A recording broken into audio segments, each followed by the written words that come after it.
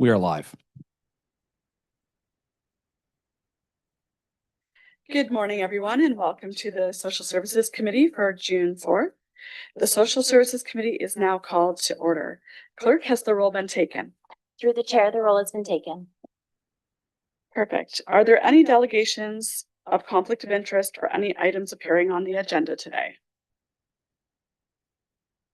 Seeing none, at this time I'll ask if any members have any items they wish to have separated for discussion purposes, noting that 5.1 investment in housing development will automatically be separated as we have a delegation. Councillor Bell, go ahead. All right, thank you, Madam Chair. Item 6.1, please. Go ahead, Councillor. Yeah, Madam Chair, 6.2, please.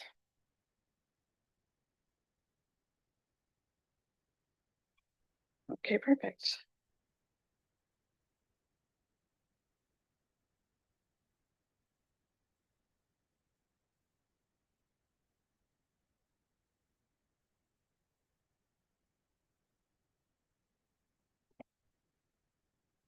All right, at this time, could I get a mover and a seconder to place all items for consent and consideration on the floor? Moved by Councillor Miller and seconded by Councillor Bell. Thank you. The item subject to the vote is 6.3, the minutes from May 7th. All those in favor? Carried. Thank you.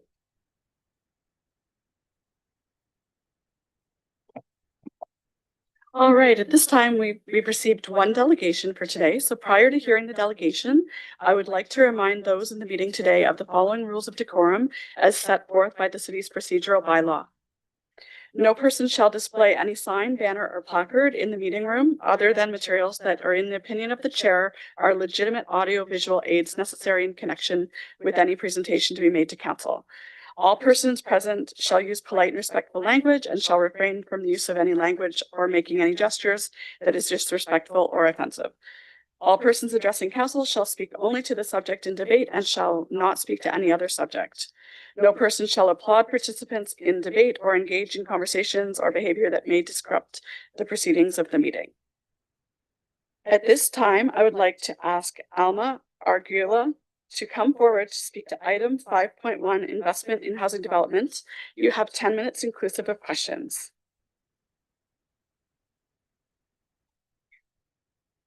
Hello. I would like to thank everybody for the opportunity.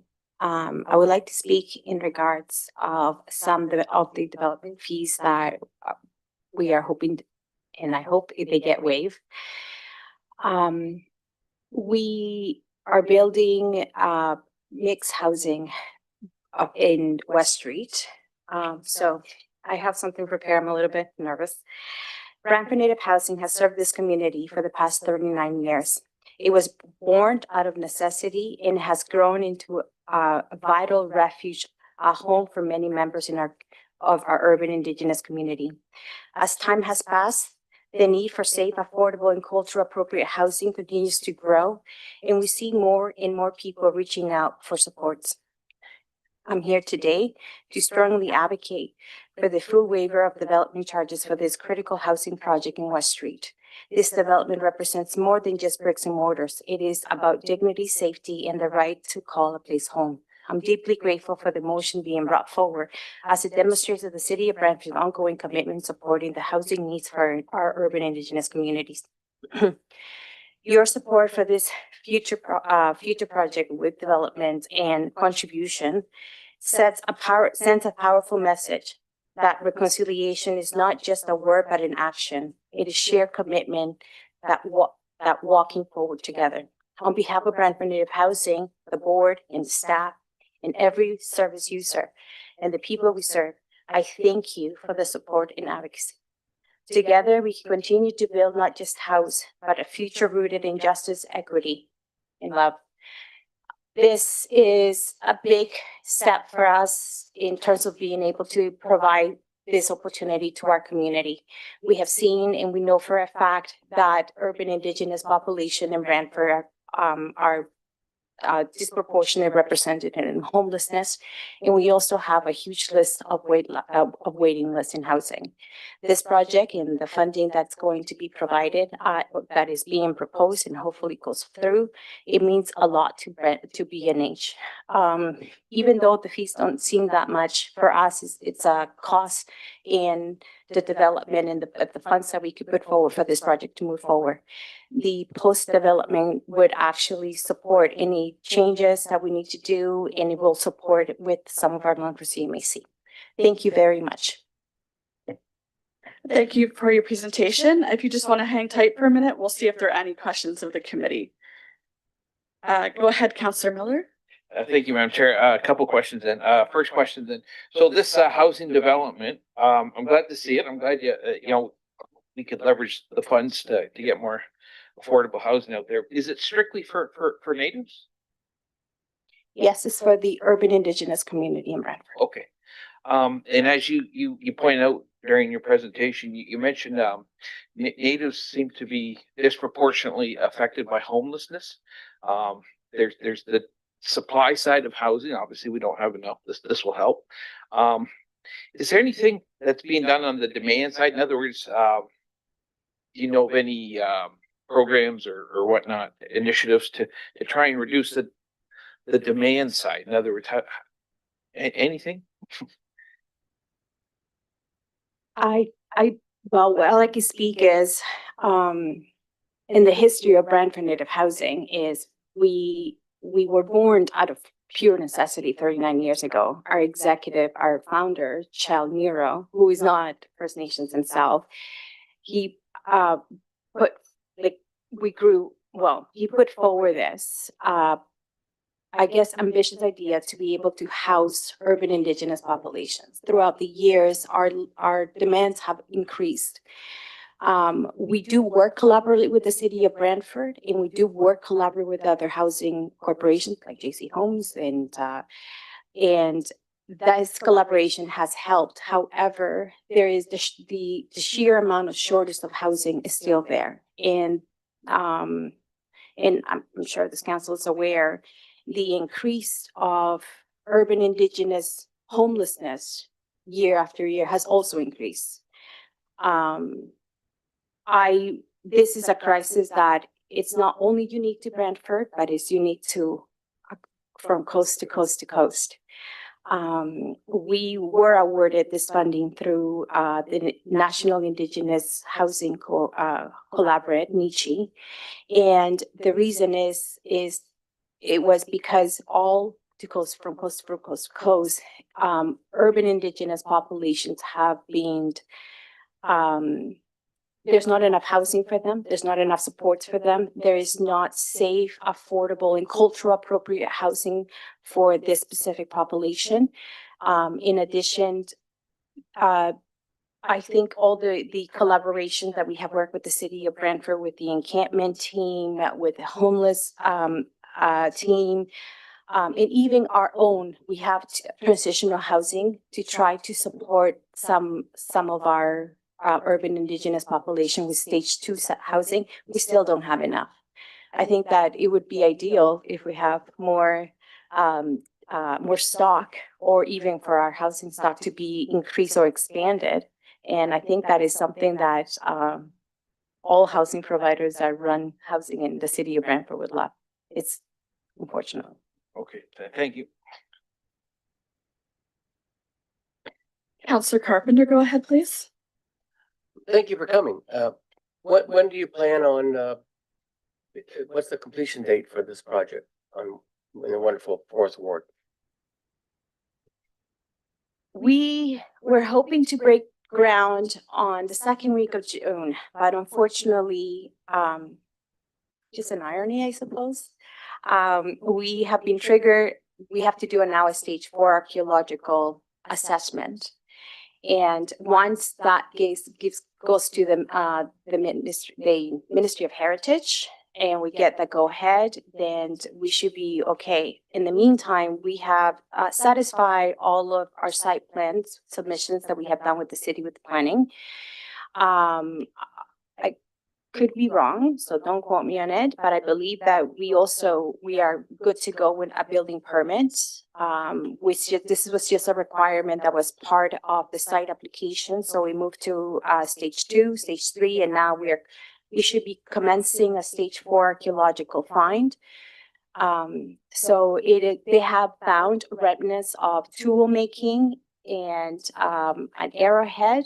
So they need to this further exploration, which again, it just shows how that is the perfect site for us to be, because urban indigenous people were using that site, and it will be used again by our community and provide cultural appropriate housing and programming for our community.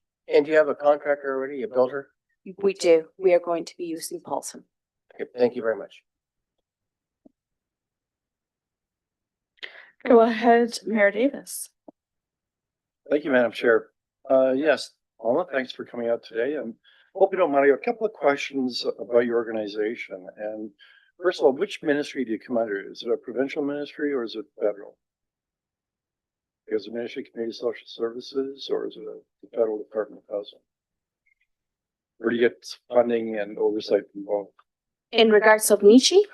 Yeah, in regards to your organization. Okay, so the funding that we have received is mostly federal funds. So Nietzsche, I believe that funds are being entrusted under ISC, Indigenous Services Canada, but it was through the federal government, through the housing commitment that the Liberal government gave the Indigenous community for the $3 or $4 billion that they still haven't released. So they did release $250 million, and out of that $250 million, Nietzsche received over $2 billion in projects. Brantford was successful in securing $10 million from the Nietzsche grant. We also will be receiving some funding from CMAC through they changed the name, but it's through the co-investment. And that's how we are doing this, creating this project. And now the support from the city of Brantford, it just adds that extra layer. But this is mostly federal funds with municipal. So do you receive any funding from the province? We have no provincial funding for this. Okay. And you mentioned your waiting list. How long is your waiting list? Currently, the last time I checked our waiting list, we went from 10 years to 9 years, just checking our waiting list and moving some folks around. So how do you coordinate your waiting list with the city's waiting list?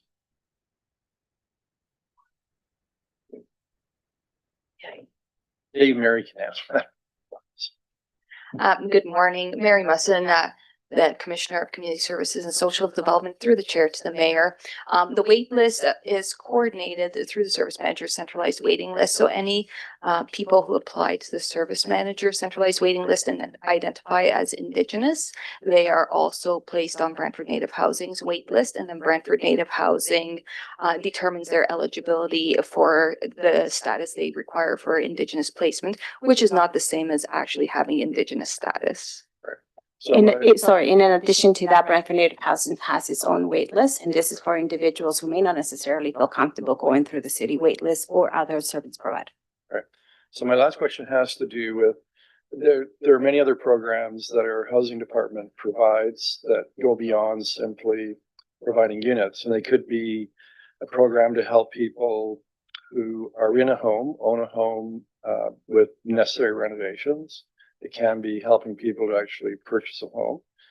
More typically, it's programs that help people remain in place where they are and provides them with rental assistance and subsidies. How are those programs coordinated between the two organizations? Through the chair, our staff work very collaboratively with Brantford Native Housing. So we have had many urban Indigenous families access the Canada-Ontario Housing Benefit. We do have many rent supplement agreements with Brantford Native Housing to help offset the rental costs within their units as well. But there are times when urban Indigenous do not feel comfortable accessing supports through the Housing and Resource Center, so then they directly access it through Brantford Native Housing. Yes. Well, I'm glad to hear there is that degree of cooperation. And just to add to that as well, our service delivery is not just housing. We provide food, clothing, for homelessness. So we have a homeless window and we see about 90 to 100 people per day. We also have second stage housing. Again, the second stage housing actually began in 2007 by Shell Nero. And those from women fleeing violence who did not have access to a shelter or did not feel comfortable going to a shelter due to that cultural and intersectional lens. So we run those houses, the second stage transitional housings. We have women and children transitional housing. We have youth, female identified transitional housing, male youth identified transitional housing, male from ages 25 and up transitional housing. And we also have 2 family transitional housings because we know for a fact that the urban indigenous community is very important, family is very important, and we have seen an increase in family homelessness, and there's not enough or there's no places for families to be together in a home and provide stability for up to a year. So we provide all those services as well. Perfect. At this time, we still have more questioners in the queue, and so I'd like to know if the committee would like to extend the time. Okay, so moved by Mayor Davis. Okay, and do you have a seconder? And seconded by Councillor Bell. Perfect. We'll extend for 10 minutes. Okay, Mayor Davis, I'll let you go ahead with your final question and then we'll move on. Thank you. So this particular project that we're talking about today, is it going to be directed to? We forgot to vote. Oh, yeah. Sorry about that, folks. All those in favor of waiving the rules for 10 more minutes? Carried, thank you. So Alma, the project you're here today to talk to us about, is it directed to, I know some of our developments might be directed primarily at seniors. Another one might be directed to families, another one, different kinds of mixes. Do you have in mind a particular group of your clients that are going to be accessing this particular development? Since the project is going to be units, 1 bedroom and 2 mixed, 1 bedroom and 2 bedrooms, so 9 1-bedroom and 9 2-bedroom, we are hoping to tackle our wait list for 1 bedrooms. That's one of the highest, is up to about 6 to 7 years. Also for the 2-bedroom, it will target mom with children or dad with children that need housing, proper stable housing, both men or women, to be able to have access to their kids or to have a family and create that stability that is needed. We do see a huge need for urban indigenous senior housing. Unfortunately, we currently have 1 building, and that's at 1 Alfred Street, which is our elders building. And one of the uniqueness things that we have seen in the elders building is that now we have seen an increase of grandparents raising their grandchildren, and unfortunately is due to the opioid crisis that we have seen and all their other issues that our community are also deeply disproportionately represented. Thanks. And now we'll go to Councillor Bell, please. Thank you, Madam Chair. Quick question. We have seen an increase in the cost of providing affordable housing over the last 5 to 6 years. What will be the unit cost for your development?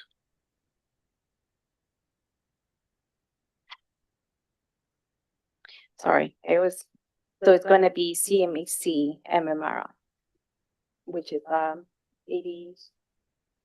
80. Oh, what's the project gonna cost to build? Yeah. We're estimating the project's gonna cost to build about $15 million. So per unit? I- Sorry, I haven't got my maths with me. I don't have, unfortunately, I wish I did, I don't have that with me right now, but I'll be able to provide that. 15 million. 15 for million. 18 units. Well, because we also had to buy the land. The land cost us $2 million. So 13 million for 18 units. Would somebody just do the calculation for me? Through the chair, it's $830,000 a unit. Wow. We have seen a rise in our unit cost, I think from 200 and some to close to 350. So kind of begs the question, what size are these housing units? Because it sounds like you could go, seriously, you could go to almost anywhere in Paris or into Brantford and buy a detached home for $830,000. So I'm a little confused. So we just bought so it's, I think the development cost is also where we're building. We've had to do some structural changes into the original design because we are in, it's a slightly of a slope, so the building needed to be raised. The structure changes where the building needed to be raised. They were also some additional changes. Unfortunately, my apologies for not having it here. My understanding is that is just what came from the cost estimate. We are still waiting for the final fixed price for our construction company, Paulson, which just because you have a cost estimate doesn't mean that that's exactly how much it's going to cost based on materials. We understand when we originally got this project assessed with the cost estimate, it was about a year ago or so. So we're just waiting for that. I would be able to provide the committee more detailed information. So now I'm moving to Councillor House. I noticed your hands down. Was your question answered, or would you like to go ahead? Thank you, Madam Chair. My question was Oh, related you're to muted, sir.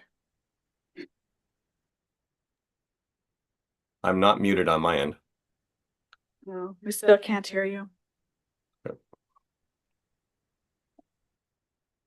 Okay, so for now, we'll move to Councillor McCurry, and if we come back to Councillor House, if you'd like us to after. Sure, thank you. Alma, welcome. I wonder if you could elaborate on the phrase that you used with respect to the bill being culturally appropriate. The building is going to have a community room. Currently, we don't have a community room that we could host socials. So between our urban indigenous community agencies, we usually have to rent space, or we use Woodland Cultural Center. So that's one. Number two, you would also have the ability for NAWASA, who is the early childhood education provider here, and to use the community space for cooking, for programming, for the for early childhood education for moms. In addition to that, we will have a garden in where we'll be able to have medicine and harvest our own community medicine and garden, and actually teach the kids how to do that. We currently do not have that. There is a possibility as well to have a sweat lodge for women. We currently do not have that. So that is how this building is going to be cultural appropriately and provide space, community space, and where urban indigenous service providers could actually book it and not have to pay. So the third parties that are coming in to use the space, they'd be looking at a broader community, not just the folks that are going to live there? Correct. Yeah, okay, thank you very much. And moving on to Councillor Sluss, go ahead, please. Thank you, Madam Chair. Perhaps I misunderstood when you were responding to Councillor Bell. Councillor Sluss, you're muted. Oh, No, I'm not. okay, hold tight. It seems to be some technical difficulties with sound. Just a second.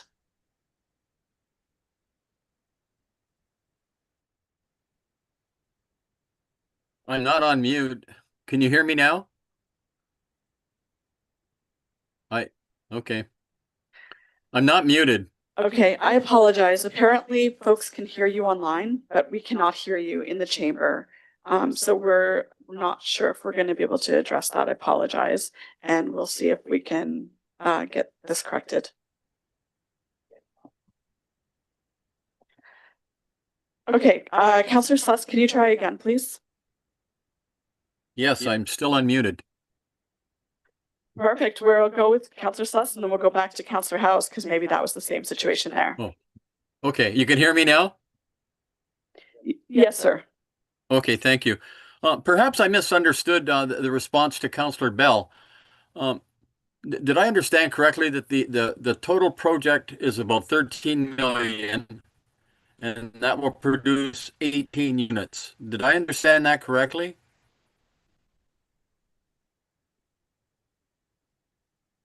Can you hear me? Wink if you can hear me. I think we still have a problem. All the details, can you hear me? Yeah, no? Oh, Pardon? can you hear me? I can hear you, yes.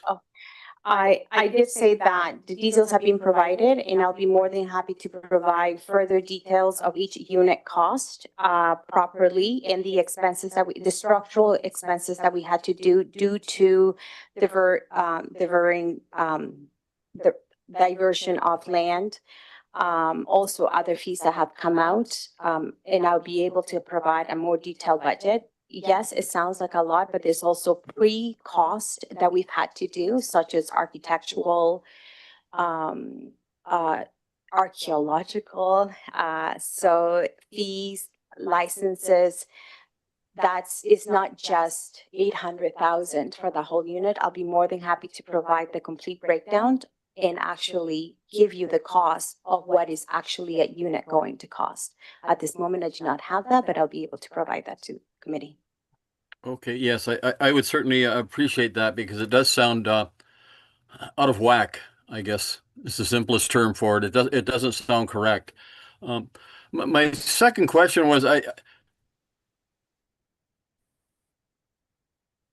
we have a waiting list and now you have a waiting list. Are people on both lists? Are we double counting? I don't believe so. Some of the folks that are in the Brantford waitlists are not all in the Brantford Native Housing waitlist. Okay, but some are? That's correct. So if a house or a place to live comes available in the Bath list, then that person is housed and is removed out of both waitlists. Okay. So just to be clear then, there isn't the same person on both lists. Through the chair, if a person has applied through the service manager's centralized wait list, their names will be forwarded to Brantford Native Housing. However, if they've applied to the Brantford Native Housing wait list only and not to the service managers, then the service manager would not be aware of it. So no, people would not be double counted. Okay, thanks, Mary. Appreciate that clarification. Thank you. Thanks, Madam Chair. Counselor House, it sounds like the difficulty for sound was on our end and not on yours. So I apologize. Please go ahead. Thank you, Madam Chair. My questions have been answered. It was related to the waiting list too, so thank you. All right, perfect. So thank you for your presentation, and seeing no further questions at this time, we'll be considering this item shortly. At this time, the committee will now consider the items that were separated for discussion purposes. Could I get a mover and a seconder to place all separated items on the floor? Moved by Mayor Davis and seconded by Councillor Carpenter. Thank you.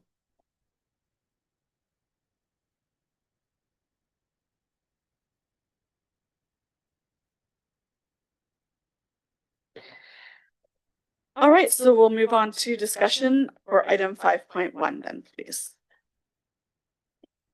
Mayor Davis, go ahead, please. Thank you, Madam Chair. First, I'm going to start with a question to our staff. In the report under the analysis section, it mentions that the city is working on a pilot program to provide financial stability to nonprofit housing providers to support the development of more affordable housing units by nonprofit organizations. So not necessarily just by the city. So can you describe that pilot program? What is it? Absolutely, through the chair. So this pilot program, it started with JC's nonprofit homes with their development at 32 Bridge Street for 24 units. And they had realized a funding gap between all the grant funding and the assets they were able to leverage for their capital development. So the city looked at different financial options under a housing plan to build up to 843 affordable units by 2030. And what we have found is that we can subsidize units at a cost of 62,500 per unit once construction is completed over a 10-year period to help offset these costs.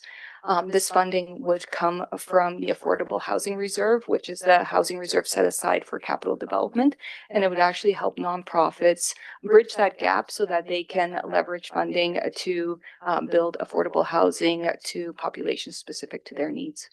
Right, so that dollar amount, 62,500, is that the formula that was used with JC Development? Through the chair, yes, it was. It's 62,500. We're taking that same formula, same approach, and we're using it in our partnership with Aboriginal Housing. That is correct. All right. Yeah, I can certainly support this. It makes a lot of sense because if we at the city are to build a unit, it's around $350,000, and we're using funds that primarily funds that are provided by the city or the county, because the level of provincial and federal funding is not predictable, and in some cases is less than 2%. By doing these kinds of programs, we're helping these organizations, whether it's JCs or Aboriginal Housing, we're helping them access funds, primarily federal funds through the CMHC or through the Federal Department of Housing. The end result is we're seeing units built in our community that would not otherwise be built, and at a cost per unit for the city, an amount that's considerably less than what it would be if we were to build them from scratch. So this is to me a classic win-win situation.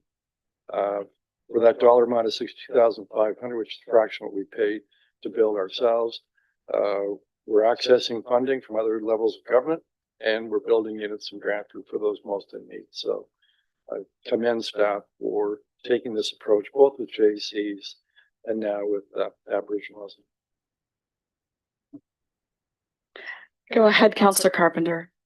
Thank you. Mary, the funding that we're talking about here is $62,000 per unit, but that's over a 10-year period. So it's $6,250 per year for 10 years per unit.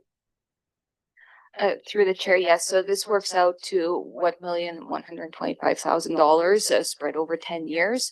So that would be broken into 10 equal payments.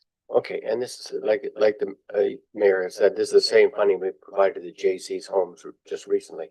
That is correct. And the other thing is to waive the fees to reduce their costs as much as possible from planning. That is correct. Thank you. All right, seeing no other speakers in the queue, we'll call the question on this item. All those in favor of item 5.1, investments in housing development?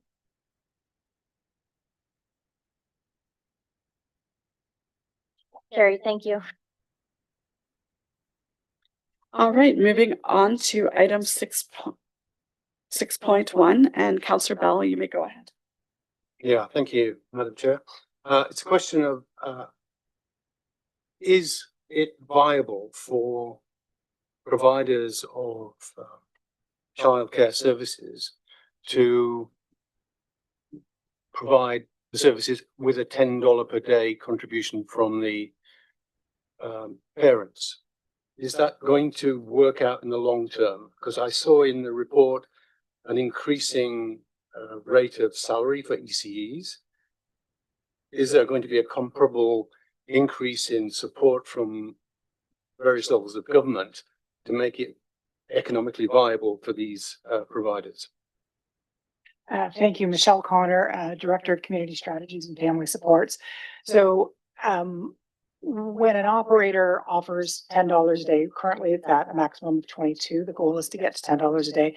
When that happens, the remaining funding comes through the federal provincial agreement to the municipality to implement. And that's why we are limited in the number of childcare spaces that we can grow in our community. We're approved for a certain amount of spaces because it's the operating funding that goes along with that. My understanding is that the province and the federal government are currently renegotiating what the next 4 years of that looks like. We don't have those details to talk about, what is sustainable and whether or not they'll get to $10, when, or if they'll get to $10. That's something that we haven't heard yet. Follow-up question, if I may. As we have moved towards $10 a day, have we observed that the standard of care and the coverage of carer to children remained as it should be? Through the chair, yes. In fact, the CWIL program has kind of three basic tenets. The first is reduced fees. The second is growth of spaces. And the third is increased quality with RECEs and wages. So RECEs now are at a floor of $24.86 an hour. At pre-CWIL, some of those folks are being paid minimum wage. So we are getting a higher caliber number of ECEs, and more ECEs are being willing to stay in the system working than we did prior. Mayor Davis, go ahead. Yeah, through you, Madam Chair, to staff, in particular Michelle. So I commend staff for the last year. I know I've attended, I think, 2 or 3 openings, and I have to say that they were very much of very high quality in terms of the capital improvements made. One was in the city, one was in Paris. The key to it was not just the operators receiving subsidy on their operating expenses, but also capital grants to make the renovations or to build new space that complies with all of the legislative requirements for daycare centers. And it's fairly expensive to do properly. Is that funding going to continue? Because it's critical to be able to increase the number of daycare spaces that funding continue to flow. Through the chair, yes, until the end of 2026 is what we're aware of. So the initial growth projection was 2022 to 2026, and Brantford was plus or minus 1,000 new spaces for Brantford and Brant County. And we were given some startup funds. And this past year for 2025 and 2026, we were also given some, what are they called?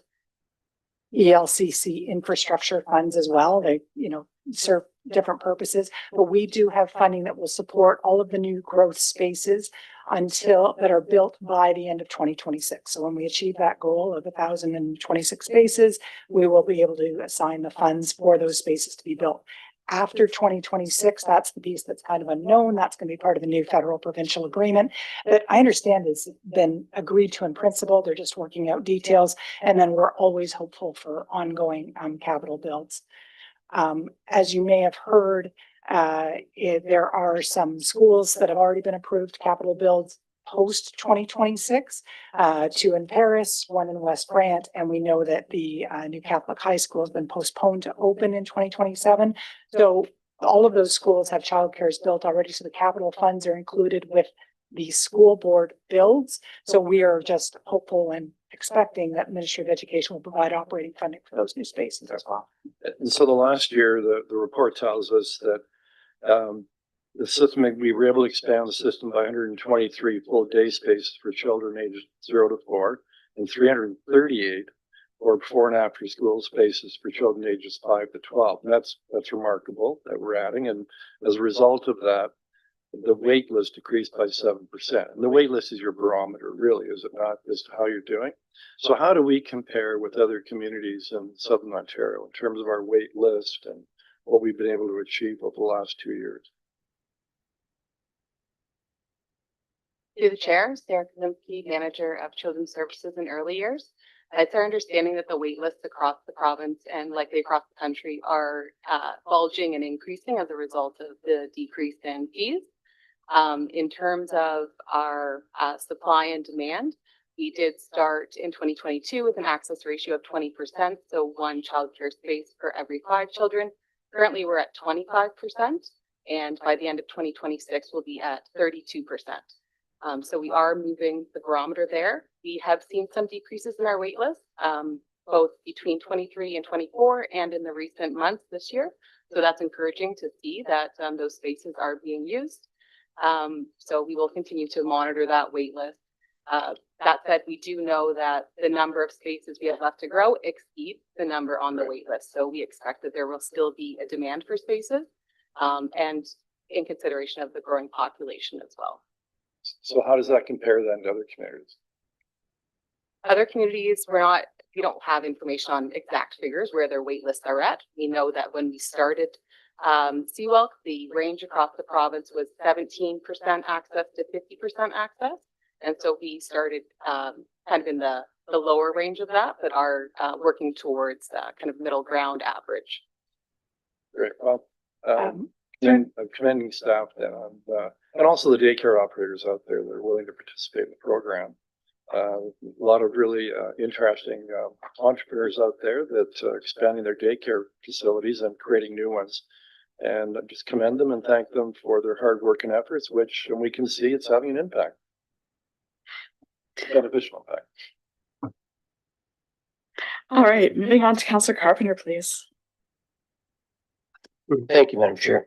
So the 10-day subsidy, the parent pays $10, and the subsidy is paid through to us from the province and the federal government and the province to the daycare provider. Has the revenue kept up pace for the provider to be able to offer the services? Because I'm hearing that it's very difficult, that we haven't kept pace with the funding formula for the cost for the provider. Through the chair, that's a difficult question to answer. Locally, almost every provider has received enough funding that their budget has not decreased from previous years. There are a couple that are marginally close and a marginal reduction, but I think for the most part, all of our operators locally have received, and because of the nature of the funding, are now receiving enough funding that their budget has not decreased. In fact, some of them have substantially more funding than they did in previous years. Anecdotally, we do hear the same. We haven't seen that evidence locally. We certainly hear about it on the news, and we have heard people talk about it. We haven't had operators come to us to say that they don't have enough money at this stage. I think the shift in the funding formula this year has been very difficult for operators, and they're still working through figuring out where they're at. We'll know more, and should there not be enough funds in the system for them, the funding is all determined by a provincially set formula. We don't have any control over that anymore.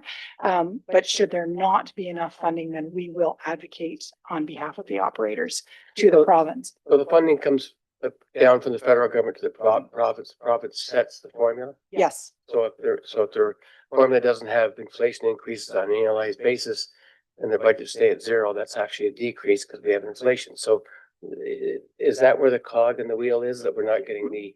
Through the chair, we don't know that yet. This is the first year of the funding formula. Our understanding is there will be some type of inflationary increase, but we don't have anything in writing yet. So we can't guess. And we still have people applying to daycare providers applying to the system. Through the chair, yes. In fact, we have an RFP open right now for the last group of spaces to be open, and we have plan takers every time quite interested in opening. But we have interest. Yes. Okay, thank you. Councillor Miller, go ahead, please. Thank you, Madam Chair. I think a simple question. When for those daycare providers that are under the auspices of social services, in other words, they have signed agreements, and they have an opening, do they have to take it from the wait list, or do they just take first come, first serve? Somebody down the road has somebody that a little person they want to put in there, or do they got to go off the wait list? How does that work? Through the chair, they have to go off the wait list. Every operator is provided with access to one list. It's one list. So a parent can go on and apply for as many childcare spaces as they want, as many as providers as they want. But the operator has to take them first come, first serve, with a couple of caveats. One of the caveats is they can take siblings of current children first. They can take children of staff first, because of course, staff need to have childcare to come to work. And we've developed a new prioritization model this year for One List, in that we've asked all operators to reserve 20% of their spaces for families on fee subsidy. What we've noticed with the growth in the wait list is that families of lower income were being squeezed out and not getting the spaces.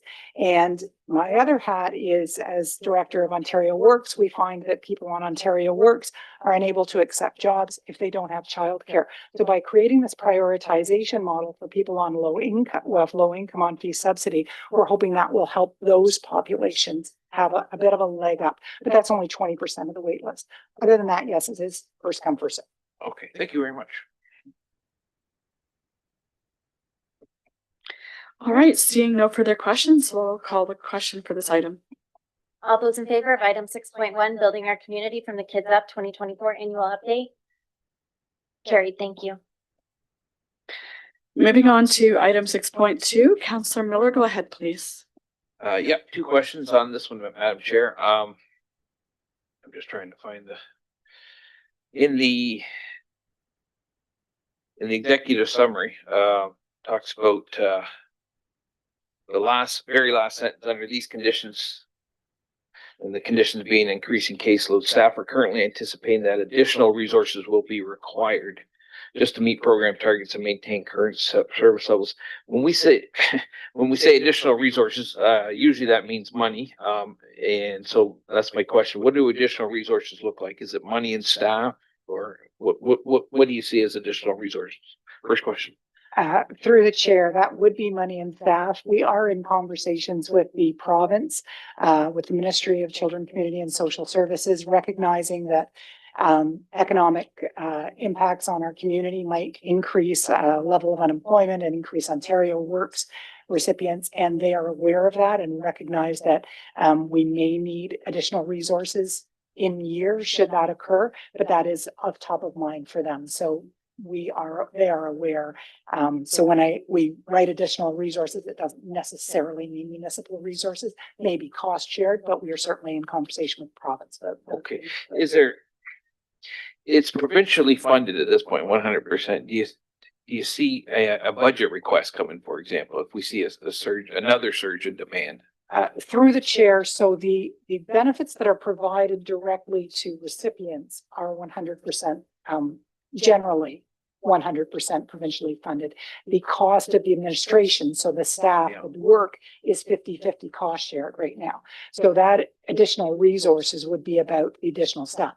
Caseload grows by 500, we would need another few staff in order to manage that caseload. Okay, so we might see that come up at Yeah. time. Okay, and then the second question, through Madam Chair, is the Ontario Works. We all know that it hasn't increased for quite a few years, and given the rate of inflation, I don't know. It's almost silly at this point.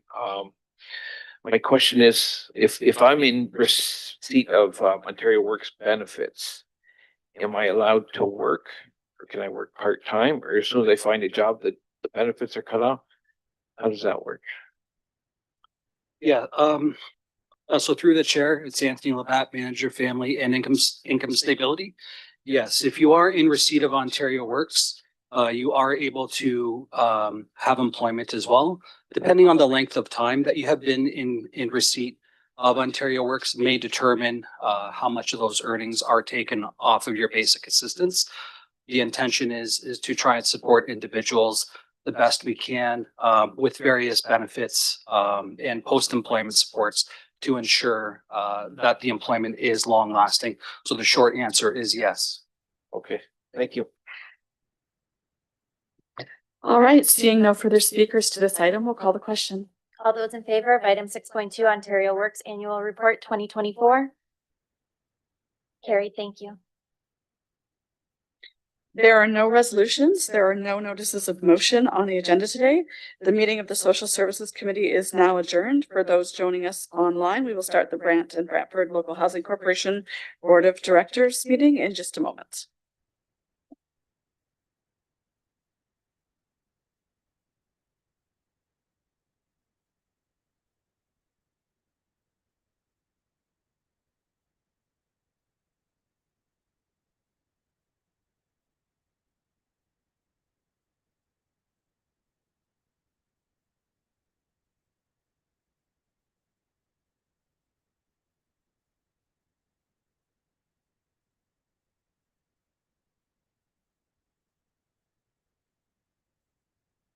All right, welcome everyone to the Brant and Brantford Local Housing Corporation Board of Directors meeting for Wednesday, June 4th. Clerk, has the roll been taken? Through the chair, the roll has been taken. Are there any declarations of conflict of interest on any items appearing on the agenda today?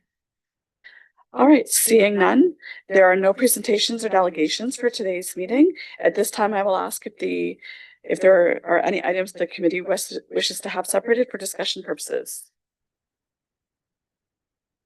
All right, seeing none at this time, we'll call or can I get a mover and seconder to place all items for consideration and consent on the floor? Moved by Councillor Carpenter, seconded by Councillor McCurry. The item subject to the vote is item 5.1, Brantford Local Housing Corporation first quarter report, and 5.2, the minutes from May 7th. All those in favor? Carried. All right, with that, there are no resolutions, there are no notices of motion. And so this meeting of the Brantford Brant Local Housing Corporation Board of Directors is now adjourned, and we will proceed to the Brantford Municipal Nonprofit Housing Corporation Board of Directors meetings.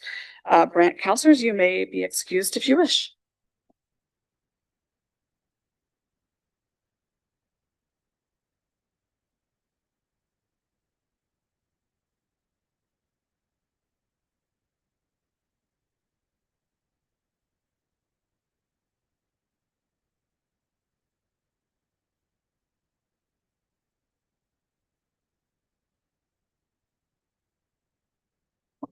All right, so now welcome to the Brantford Municipal Nonprofit Housing Corporation Board of Directors meeting for Wednesday, June 4th.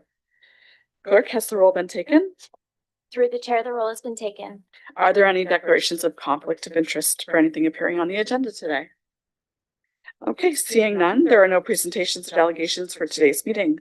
At this time, I ask if there's any items the committee wishes to have separated for discussion purposes. All right, and seeing none, could I get a mover and a seconder to place all of the items for consideration consent on the floor? Moved by Councillor Carpenter, seconded by Councillor McCurry.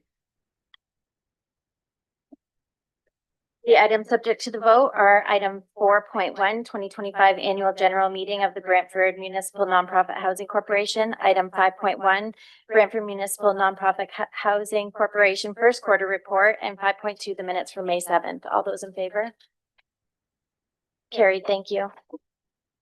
All right, so with that, there are no resolutions, no notices of motion. The meeting of the Brantford Municipal Nonprofit Housing Corporation Board is now adjourned. Thank you, everyone, and have a good